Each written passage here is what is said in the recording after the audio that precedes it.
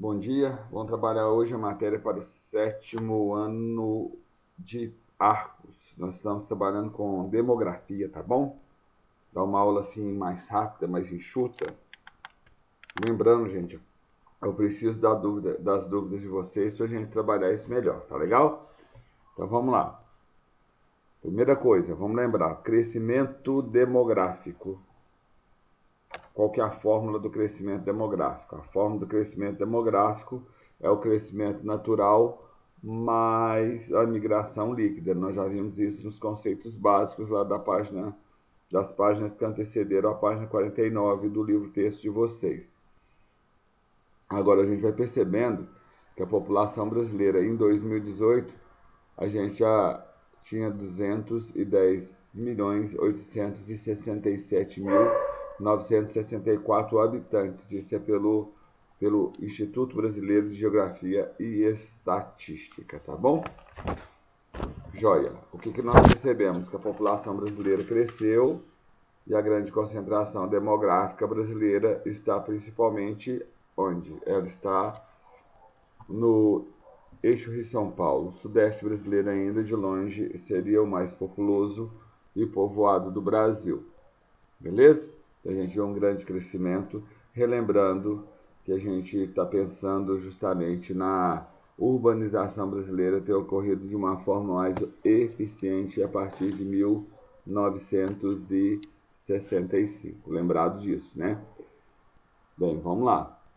Outra coisa que a gente percebe nos contextos brasileiros é que nós estamos com uma diminuição do número de filhos, com o aumento da idade média dos habitantes brasileiros, e ainda a gente não pode lembrar que, além da expectativa de vida ter aumentado, o número de filhos ter diminuído, a população brasileira, a cada ano que passa, ela se torna mais urbana, uma população muito mais urbana.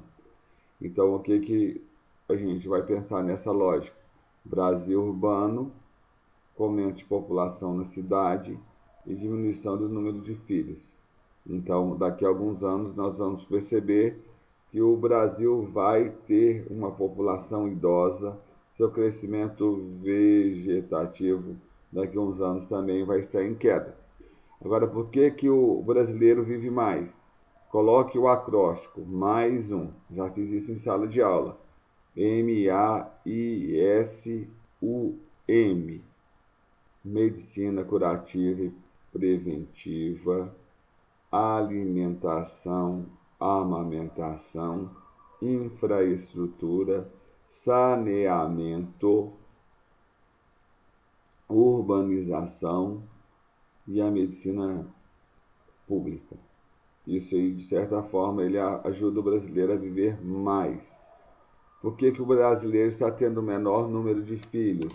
Por causa do CAMUV. CAMUV.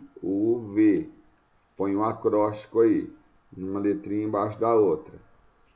Custo de vida alto, acesso à informação contraceptiva, mulher no mercado de trabalho,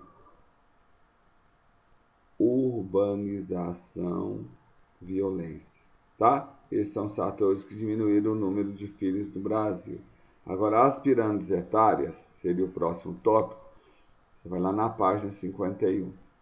A pirâmide etária brasileira, ela mudou a característica dela, porque antes era uma pirâmide etária que tinha a base larga, o ápice fino, depois a base foi ficando menor,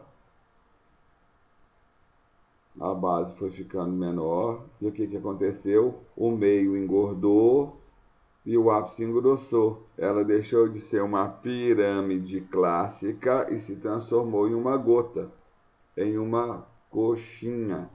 Então a gente vai ter uma pirâmide etária em forma de gota.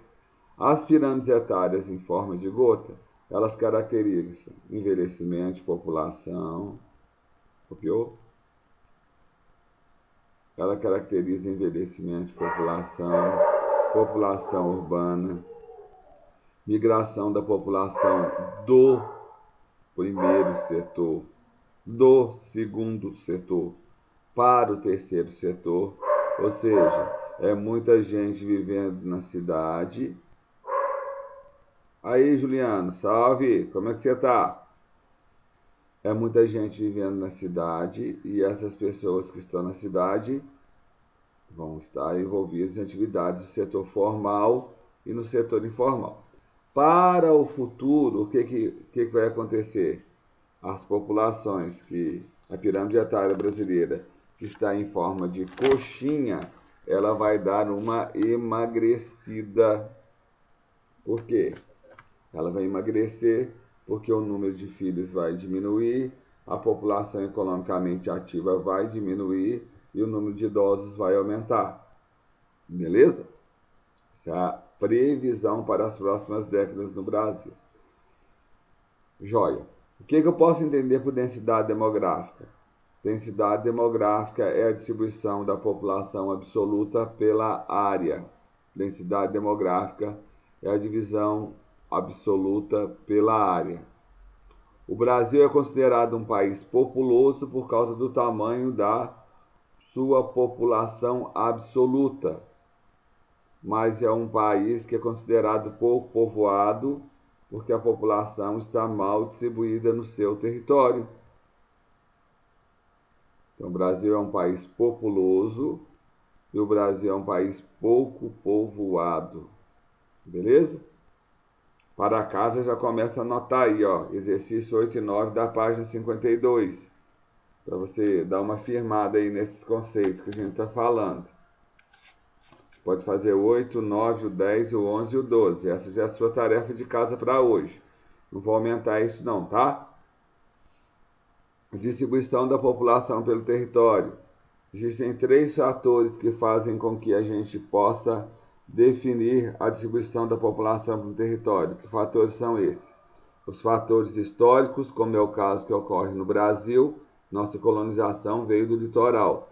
Por isso a maior concentração demográfica brasileira vai ficar na região Nordeste, Sudeste, Sul. Próximo ao litoral, excetuando São Paulo, haverá as maiores manchas urbanas do Brasil, porque no caso São Paulo, ele tem a maior densidade demográfica brasileira mesmo. Então, joia. Outra coisa que você vai considerar, aspectos naturais, onde tem seca, onde tem montanha, onde tem deserto. Essas áreas não são propícias a se viver nelas. Essas áreas nós chamamos de áreas anecúmenas. O contrário de áreas anecúmenas são áreas ecúmenas, onde haverá uma maior concentração de população. Isso vai se dar onde no Brasil? Vai se dar no litoral, vai se dar em regiões de planícies, margens de rios, etc. E outro fator é o fator econômico. Veja o tanto de população que São Paulo atraiu no ciclo industrial. Depois, não precisa ser necessariamente um ciclo industrial. Houve também o ciclo da borracha no norte, que levou muitos nordestinos para lá. Então, você também é um dos aspectos. Relembrando, quais são os 3 aspectos? São os aspectos históricos, os aspectos naturais e os aspectos econômicos, certo? Joinha. Ó, de longe. Na página 54 você vai achar um mapinha, um gráfico que vai estar falando onde estão as maiores populações brasileiras. Com certeza no Sudeste, no Nordeste, no Sul, depois no Norte, depois no Centro-Oeste do Brasil, tá? Esses são dados de 2010 da sua apostila, beleza?